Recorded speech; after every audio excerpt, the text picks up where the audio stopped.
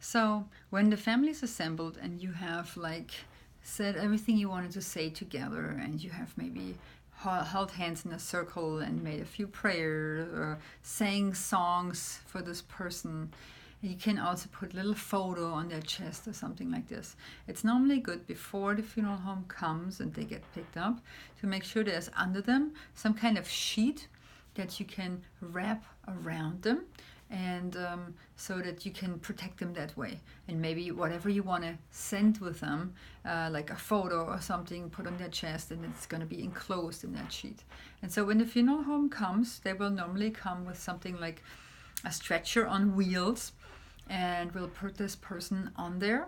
And if they're at your home, then they have also some kind of cloth they put over it, because it's in the state of California illegal that you put a dead person just in broad daylight, into a car or something, in a transporter.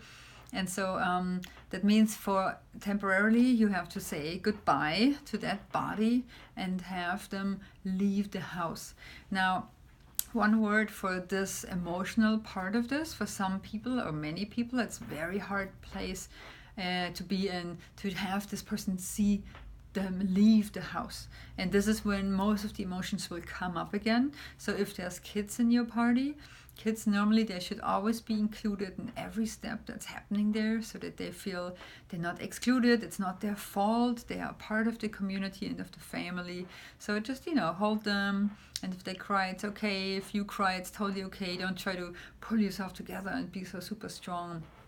These are all the emotions we have to go through in order to heal ourselves. So be gentle and loving with each other and yourself. And so then some people follow this temporary casket or the temporary stretcher to the car, no matter, often it's a white van, sometimes it's a hearse, depending on what the arrangements were.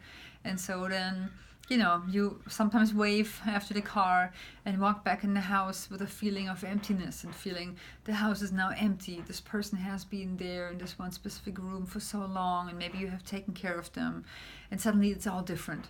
So make sure you're not going to be alone during the first night. Make sure the friends don't leave at this point. They probably won't, make some coffee or tea, sit down together, and really take your time. These are moments, especially the first week after a very close person to you dies. You need support. You need people around yourself. And, even normally you might do everything alone and you always think, oh, I never need help. Just allow yourself to break down. You probably were, the time leading up to the death, the pillar of strength and made all the arrangements and were totally there for this person who passed. So now allow yourself to crash in the presence of your friends and family. There's nothing wrong with that. It needs to happen for you to really open your heart in that moment. And there's a very important part about that heart opening, because a death or such a heavy loss is always a feeling actually of stretching the heart. Just like in birth, you're stretching and it hurts. It feels like crazy pain, but you're basically giving birth to the new you, to yourself, after this person has left their body. And so you will be a different person afterwards. And it doesn't mean you have to be a worse person. It means you will be a richer person, richer through a very important experience that you have learned. And so make it count. See this as a moment when you're stretching yourself. And like in birth, don't fight the stretching. Allow it to happen. Just relax into the pain.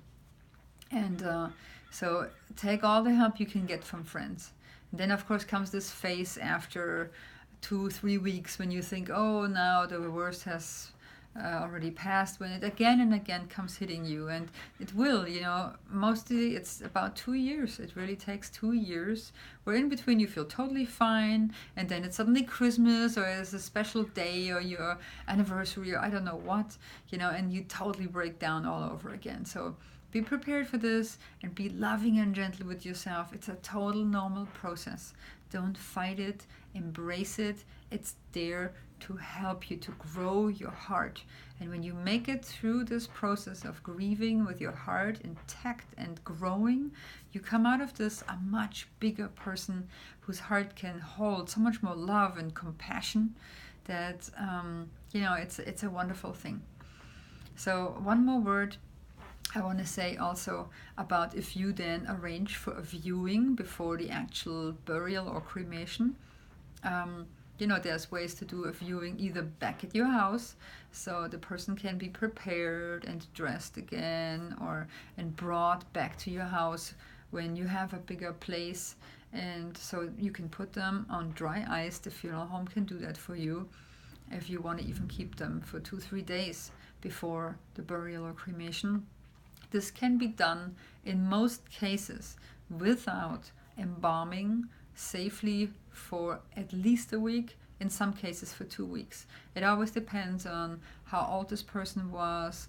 If they had something, where there's a lot of water in their skin, then it's harder, like edema and stuff like that. But in many cases, it's totally fine without embalming.